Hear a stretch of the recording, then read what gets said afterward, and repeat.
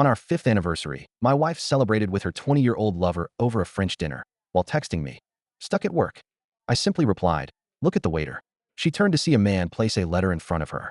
Her hands trembled as she opened it, my resignation from our shared business. She had no idea what was about to hit her.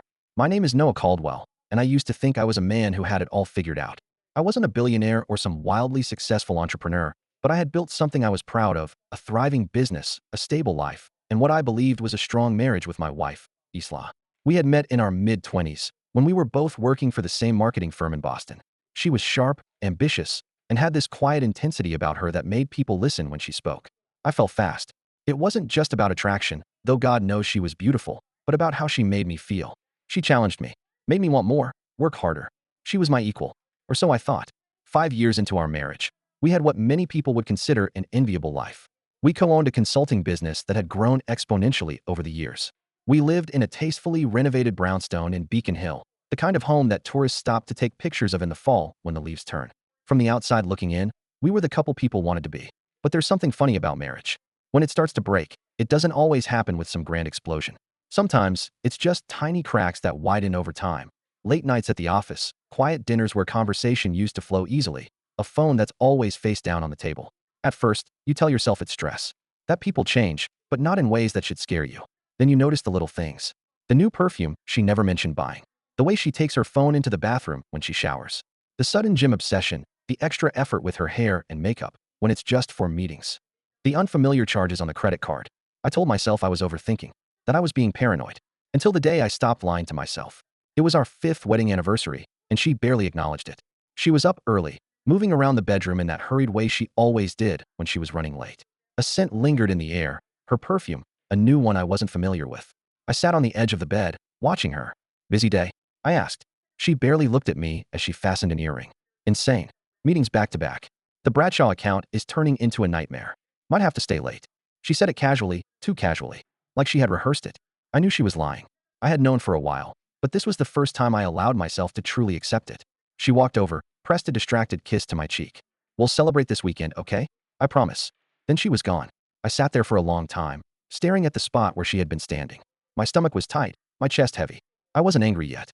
Not really. Anger comes later, after the grief. Because that's what it was. Grief. I had already lost her.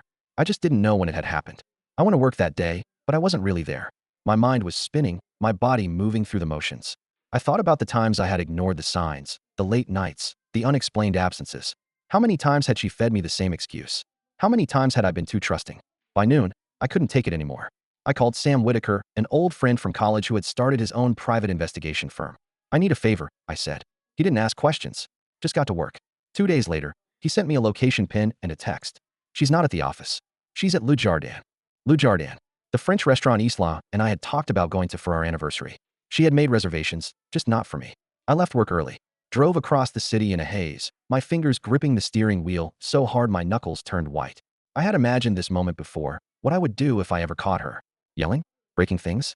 Some dramatic confrontation? But as I parked across the street from the restaurant, I felt something colder settle in my chest. Not rage. Not heartbreak. Something calculating. I wasn't going to cause a scene. I was going to ruin her. From my spot outside, I had a clear view of the restaurant's large windows. And there she was, sitting at a table near the center of the room, her face illuminated by candlelight. She looked beautiful, glowing in a way she hadn't around me in a long time. And across from her sat a boy. Not a man. A boy. He couldn't have been older than 20. A college kid, fresh-faced, probably wide-eyed at the idea of sleeping with an older, successful woman. I felt sick. They were leaning in close, laughing, their hands almost touching over the table. Our anniversary dinner, with someone who hadn't even been alive when she had her first job. I forced myself to breathe, forced myself to think. No scene, no outburst, just precision. I texted her. "Stuck at work." I watched as she pulled out her phone, eyes flicking to the screen. Her fingers moved quickly. "Ugh, yeah. Long night. Miss you." She didn't even hesitate. I smiled. "Perfect." I signaled to one of the waiters standing near the entrance, slipped him a bill and handed him an envelope. "See that woman?" I asked. "Table in the center?" He nodded. "Deliver this to her. Don't say a word." He walked away, and I watched. The waiter approached, set the envelope down in front of her, then left. I saw the confusion cross Isla's face. Saw her glance at the waiter, then around the restaurant. Then, hesitantly, she opened the envelope. And she froze. From across the street, I could see her fingers tremble as she read. Could see her lips part in a silent gasp. The blood drained from her face. Inside that envelope wasn't some love letter. It was my resignation letter from our company. The company I built. The one she was about to lose. She looked around wildly now, eyes darting toward the window, as if she sensed me watching. I let the moment sink in. Let her feel the weight of what was happening. Then, finally, I stepped forward into the light, just enough for her to see me. Our eyes met. For the first time in years, I had her full attention. And she had no idea what was coming next. I stood there, just beyond the glow of the restaurant's warm lights, watching as the reality of what she had done began to settle into her bones. The color in her face drained as she reread the paper in her hands, as if staring at the words long enough might change what was happening. From across the street, I could see her lips move, whispering something to the kid sitting across from her. He looked confused, leaning in slightly, probably asking what was wrong, but she didn't answer him. She barely seemed aware of his presence now. Her hands trembled, fingers gripping the letter so tightly I thought she might tear it. I waited, let her sweat. Then, slowly, I pulled my phone from my pocket and sent another message. Enjoy dinner. The moment her phone vibrated, she snatched it up, and I saw the panic flash across her face when she read it. Her head snapped up, eyes darting around the restaurant. She scanned the tables, the waiters, the entrance. She was searching for me, and then she saw me. I watched as she inhaled sharply, her body going rigid. Her lips parted, but she didn't say anything. Couldn't. I didn't smile, didn't nod, just let her see me. Then I turned and walked away. She didn't come after me. She was too busy scrambling to figure out what the HLL had just happened. I didn't go home. Not yet. I wasn't ready to face what came next. Instead, I drove aimlessly through the city, the weight of everything pressing against my ribs. My fingers tapped against the steering wheel, my mind replaying that moment at the restaurant over and over. The way she looked at him. The way she lied to me so easily. This wasn't some drunken mistake. It wasn't a one-time lapse in judgment. She had planned this, thought it through, chose him over me. By the time I pulled into the parking lot of a quiet bar on the other side of town, my hands were steady again. I ordered a whiskey, sat in a dark corner, and let the burn of alcohol clear my head. My phone buzzed. I didn't have to check it to know it was her. I let it ring. Then another message. Noah, please call me. Then another. We need to talk. This isn't what you think. I laughed under my breath. This isn't what you think. They always say that, don't they? As if the evidence isn't right in front of them. As if reality is something they can twist until it fits their version of the truth. I didn't respond. I ordered another drink. By the time I got home, it was late. The house was dark, but as I stepped inside, I saw the faint glow of the living room lamp. She was sitting on the couch, still in the same dress she had worn to our anniversary dinner. The letter I had sent her clutched in her lap. She looked up the second I entered. Noah, she breathed, standing quickly, as if she had been waiting like that for hours. I shut the door behind me and leaned against it, staring at her. She opened her mouth, then closed it, like she didn't know where to start. She took a small step forward. I held up a hand. Stopped her mid-sentence. Don't. Just don't. Her lips pressed together, her body tense. Please, let me explain. Explain? Explain what? Explain why she had been sneaking around behind my back. Explain why she had looked so comfortable sitting across from some 20-year-old kid while she lied to my face. I should have been screaming. I should have demanded answers. Instead, I just let out a quiet breath. How long? Her mouth opened again, then closed. How long, Isla? My voice was calm, steady, but I saw the way she flinched at it. She hesitated, looked away. My stomach tightened. I already knew the answer. But hearing it? That was different. She swallowed hard. 7 months. I let out a slow exhale. 7 months. 7 months of lies. 7 months of sneaking around. 7 months of sharing our bed while she gave her heart to someone else. I nodded, pushing off the door. Okay. She blinked. Okay. That's all I needed to know. I moved past her, heading for the stairs. Noah, wait. Her voice had that desperate edge to it now, the kind people get when they realize they're losing control of a situation. Please, we need to talk about this. I paused at the foot of the stairs and turned back. No, Isla. You needed to talk about this 7 months ago. Now, there's nothing left to say. She looked like she might cry. Maybe if I hadn't seen her sitting across from him earlier, looking so happy, I might have cared. But now, I was just done. She took a step closer. It was never serious. I swear it. Stop. She did. I studied her for a long moment, then shook my head. I hope he was worth it. Then I turned and walked upstairs. She didn't follow me. I don't think she knew how. I barely slept that night. I laid there, staring at the ceiling, the weight of everything pressing down on me. The betrayal, the memories, the fact that the life I had built with this woman had been nothing more than a lie. But when the sun rose, something inside me clicked. I wasn't going to fall apart. I wasn't going to fight for her, for something that had already been broken beyond repair. I was going to take everything back. By the time Isla woke up, I had already showered, dressed, and was sitting at the kitchen counter with a cup of coffee and my laptop open. She lingered in the doorway, hesitant, watching me. Are we going to talk about this? No, she swallowed. Noah, I don't want to lose you. I sipped my coffee. You already did. Her breath hitched slightly, but she said nothing. Instead, she sat down across from me, hands folded together, her eyes searching my face. I let the silence stretch between us before I closed my laptop and met her gaze. You know what I realized last night? She didn't answer. I leaned forward slightly. I don't owe you a goddamn thing. Her face paled. I smiled just a little, and then I told her exactly how this was going to end. I sat across from Isla, the morning light spilling into the kitchen, illuminating the tension between us like a spotlight. She looked at me, waiting, her fingers curled against the edge of the table. She was expecting me to lash out, expecting me to scream, accuse, throw something, anything. But I wasn't going to give her that. Instead, I took another sip of my coffee, let the silence stretch until it was unbearable. Then, I set my cup down and leaned forward. You know what I realized last night? I said, voice calm, steady. She swallowed hard. What? I tilted my head slightly. I don't owe you a damn thing. Her lips parted, as if she was about to say something, but she didn't. I watched the panic rise behind her eyes, the flicker of realization setting in. She was still thinking in terms of damage control, still thinking that this was something she could manage, that she could talk her way out of this with enough effort. She had no idea what was coming. I picked up my laptop and turned it towards her. Let me show you something. She hesitated, then leaned forward. I clicked open a document. My resignation papers were just the beginning. The real move was this. I had our lawyer review the business agreement last night. I said, you remember that clause I insisted on when we first started the company? The one about ownership transfer. Her face lost its color. Yeah, she remembered. Early on, when we were just starting out, I had been the one to put in most of the capital. Isla contributed, of course, but I was the primary investor. Back then, it hadn't seemed important. But I had been careful. I had protected my interests, just in case. And now, that clause was about to screw her over in ways she had never imagined. The business isn't just ours, Isla, I said slowly. I own 70% of it. She blinked rapidly. Noah, and as of this morning, I clicked a few keys and turned the laptop so she could see the email I had drafted. I'm selling my shares. She froze. Her body went completely still, as if moving would make the situation worse. I continued, watching her carefully.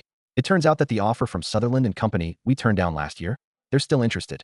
Sutherland and Company was a major consulting firm that had wanted to acquire our business. Back then, we had said no.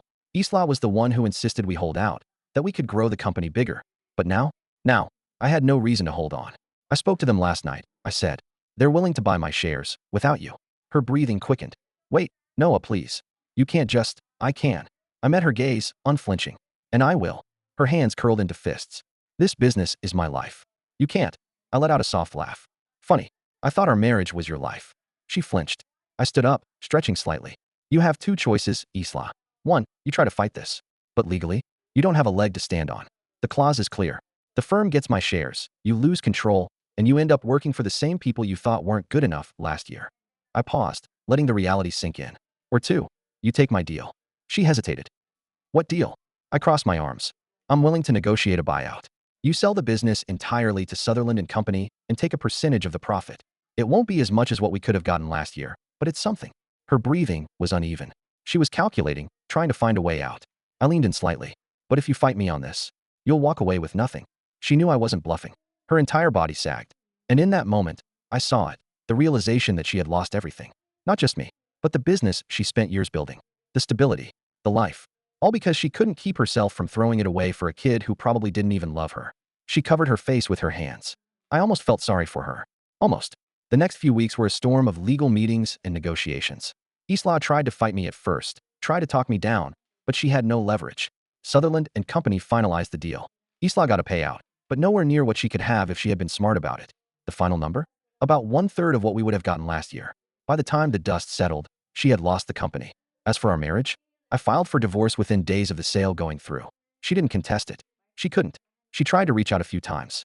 Left long, rambling voicemails about how we could still work things out. But I knew her too well. This wasn't love speaking.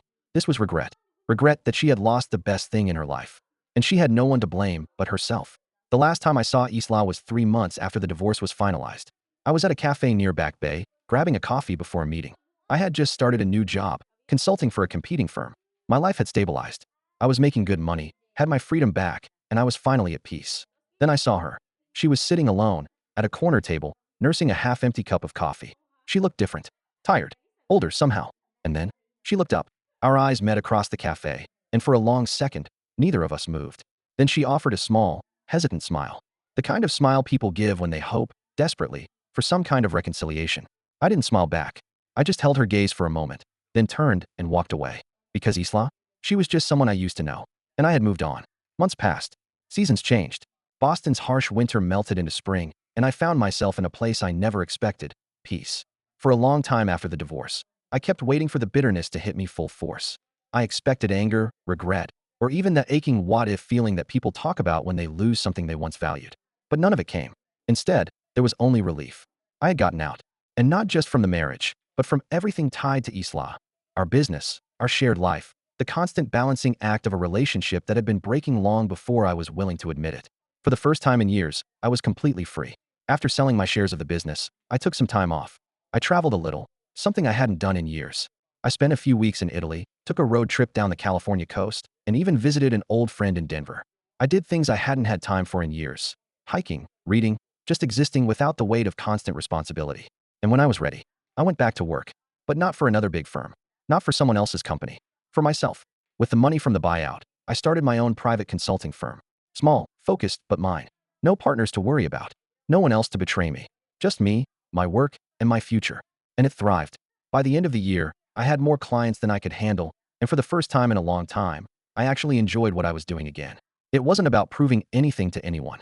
It wasn't about success for the sake of impressing a partner. It was just about building something I could be proud of. I had lost one business, but I built a better one. I had lost a marriage, but I gained myself. I didn't keep tabs on her. I didn't stalk her social media. But Boston isn't a big city when you work in the same industry. News travels. I heard things. Little bits and pieces, here and there. After the business sale, she struggled to find her footing. She got a decent payout, sure, but it wasn't enough to sustain the lifestyle she was used to. She had to start over. No fancy office, no built-in team. Just her name and her reputation. She tried launching a new firm, but it never really took off. Turns out, people don't trust someone who built a business, lost it, and then got cut out of the deal entirely. Clients talk. The industry remembers. As for her boy toy, that fizzled out fast. The last I heard, he had moved on within a few months. Probably went back to dating girls his own age. Ones who didn't come with baggage, legal battles, and a history of self-destruction. Poetic, isn't it? She threw everything away for a fantasy, and when reality hit, she had nothing left. It was almost a year after the divorce when I ran into her again. I was coming out of a business lunch at a high-end restaurant downtown when I heard someone call my name. Noah. I turned, and there she was. Isla. She looked different. Still beautiful, still put together, but not the same. There was something in her eyes I hadn't seen before. Something tired. Something that had finally caught up with her. She hesitated, then took a few steps closer. Hey. I nodded. Hey. A beat of silence. Then, she sighed. You look good. I did actually. Healthier. Happier. Better than I ever looked when I was with her.